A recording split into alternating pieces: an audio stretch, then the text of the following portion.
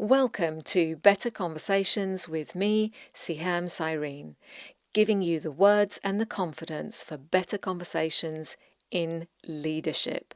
That's what I do in each episode. I explore strategies and I love sharing questions and phrases for you to play around with and make your own. This recording happens live at Better Conversations on YouTube, so you might like to chat with me there and drop me a conversation challenge.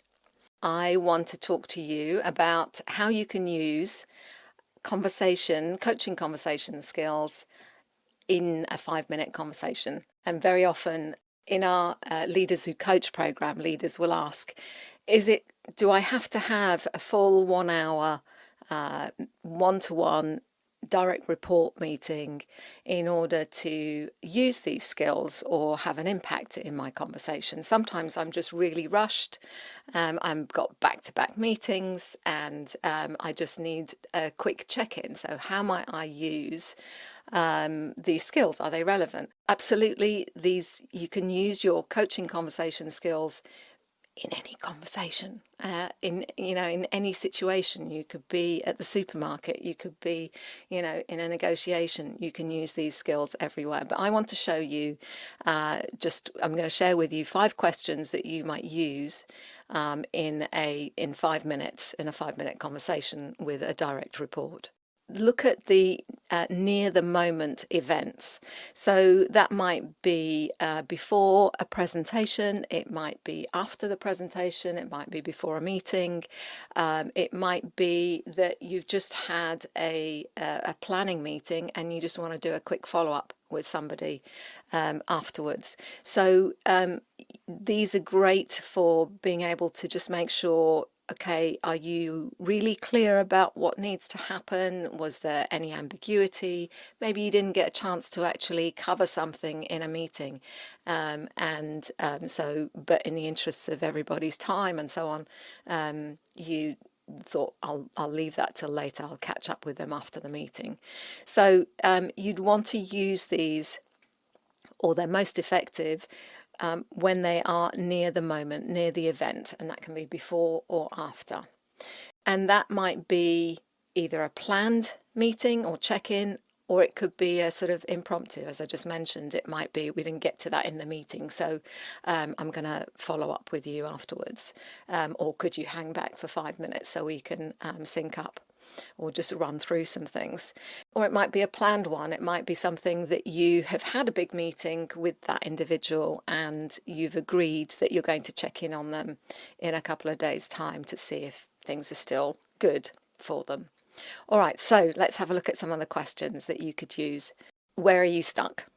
If you're getting the sense that they took on a task or an activity, but they're hesitating for some reason, or they express to you that they're not sure how to get started, this is just a really simple, straightforward question to ask. Where are you stuck? And then invite them to basically share some of the things that they're not sure about. And then, there you go. You can get into that discussion and get them to think about what they could do to get themselves unstuck. Again, just to point out here that when we're asking the question, we really want to create that space for them to think and talk it through.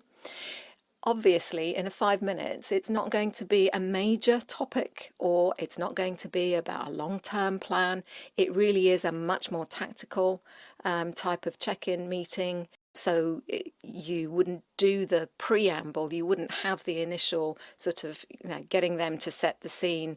What is it that they would like to talk about? What is it that you would like to add to that agenda? And then work through that before coming to this point where you're trying to troubleshoot. So this might happen somewhere in a longer conversation, but we can really definitely use it in a quick 5-minute check-in. So where are you stuck? Just really simple, and leave the floor open for them to express what's coming up for them. All right, so that's where are you stuck? What's concerning you? Similar to that question about being stuck, what's concerning you actually allows us to surface some things that we're not 100% sure about. Very often we kind of want to express things that we feel confident or definite about, and that's not always the case, and most of the time we don't have that kind of clarity or confidence in a thought or an action. So it might, by asking what's concerning you, gives the individual an opportunity to consider, well, I'm not sure that so-and-so was bought into the idea. So there may be other things that they are able to express that are not directly related maybe to their work or their activities or what they're going to do, but they surface the things that you think are actually going to derail them or block them. Because if we think someone isn't bought into an idea, for example, then we're going to probably hesitate in setting up a meeting to follow up with them.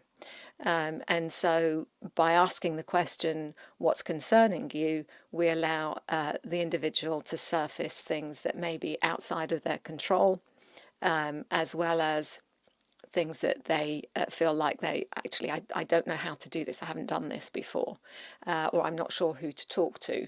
These can be the things that kind of typically sit at the back of our minds, and they're the last thing to drop, the last thing that we'll share, and we'll only do it when we've got a high level of trust with an individual. So just by asking this, what's concerning you, can allow them to share that. It could be that they're just, in an off state, their mind is not in a great space. So that allows for that as well. It's a really lovely, open, non-assuming question. One of the best. Okay, let's have a look at the next one. What have you tried and what have you thought about doing? This is a good one because it stops us from jumping into solution mode for them. It allows us to gather more evidence and to understand what have they actually tried to do, because very often we do jump in with, oh, you've got a problem, let me tell you what you need to do. And we haven't actually taken the time to inquire what they've thought about doing, what did they actually try, and so we're wasting time, but also we are in that process of just telling them that you need to do X, Y, and Z, and they've already done it or they've already tried to do it. We are disempowering them. We are not allowing for them to feel heard, and so by asking this question, it syncs you both up as to where are they at with this particular issue in trying to resolve it. It also offers you a chance for them to build on it. Okay, so you tried that. What else have you thought about doing? So there's a follow-up question, or would you like to brainstorm about what you could do in that regard? Just another lovely one you can get into. And you know what? The thing about these questions is that just allowing that space and being asked that question can create massive clarity, because what it creates is that opportunity to get what's in our heads out and do that verbal processing. So as we talk, things become clear. What we're doing by asking a question is really inviting them to get into that space of, okay, this is what's in my head. It may be a little jumbled, and that's absolutely fine. But by speaking it out and saying it out loud, actually it's become really clear to me what I need to do. Job done. And the thing that, the magical thing that a lot of leaders say when we practice spot coaching is, I didn't do anything. I don't know what I did. I simply, asked one question and they seem to have it all figured out from there. And that's the beauty of it, because individuals do have the answers. It's just there's something there that until we vocalize it, it remains a not. On the other side of that, the person who's been asked the question, they say, no, actually, it was kind of in my head, but it was a bit of a jumble, but it was really helpful to speak it out. So just sharing that experience of leaders on our course, leaders who coach, when they're going through that. So there is that sense of, I really didn't do very much. Fantastic, but you did, and you created space for somebody to just get that out, and all it takes is 5 minutes. Okay, let's have a look at a couple more questions. Why is that important? It's one of my favorite questions. It's clarifying. It helps us prioritize. Well, okay, why is it important? And it allows us to list out all the things. And again, just by listing them out, we can go, well, maybe that part is taken care of, but actually now that I'm talking it through, I'm seeing that this other area is potentially even more important, and I should prioritize that as the next thing that I do. Just by asking that, it affords us an ability to recalibrate and think about, what is actually really important here? Also, it allows us to check in with our personal values. Well, it's really important to me because the quality of the work matters. I think we should be putting out high quality work, and it shouldn't go out to the customer at a certain, at a substandard level. And that validation, that self-validation, gives that individual the motivation, the emotional commitment to follow through on what it is that they need to do. And you giving them that space and is validating too. So it means that they can go, actually, that is really important. And so I was a bit stuck on it because I don't think other people maybe are bought into this. So I need to go and have some conversations with those individuals and see if we can align on raising the quality of it. And that's it. So look, in the space of time that I've explained that to you, these are the thought processes that an individual can have if you ask them that question. All right, and finally, what do you want to do next? It's really important that we feel we have control over our work, our actions, and why we do it, and we have that clarity.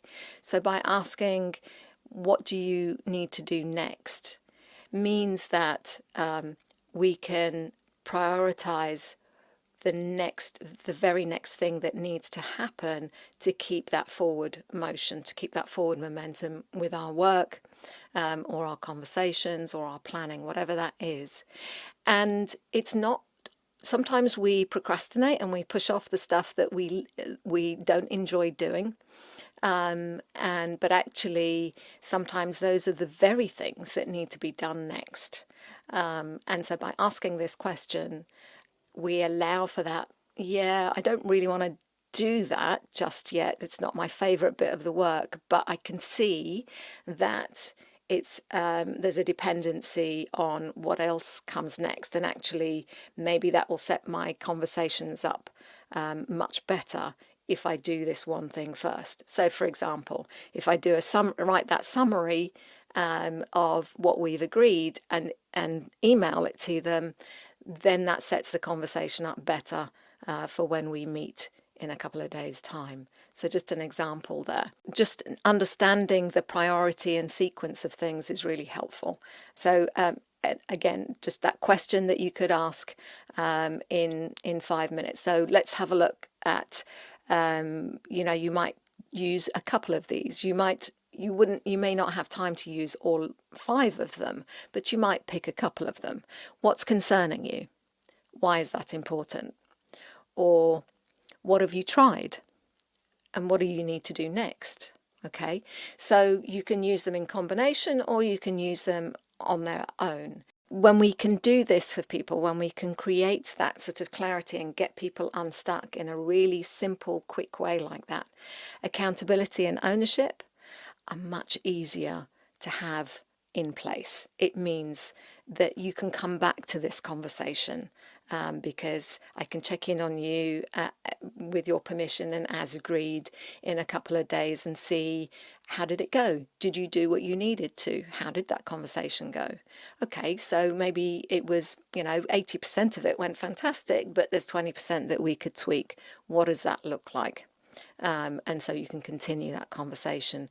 But in all of that, what we haven't done is taken away ownership. We haven't stepped in and said, here's what you need to do, and discounted what they may have already been trying to do or where they've been wanting to grow in their capability. We've firmly let it be in their space. They own it. They own moving past it and through it.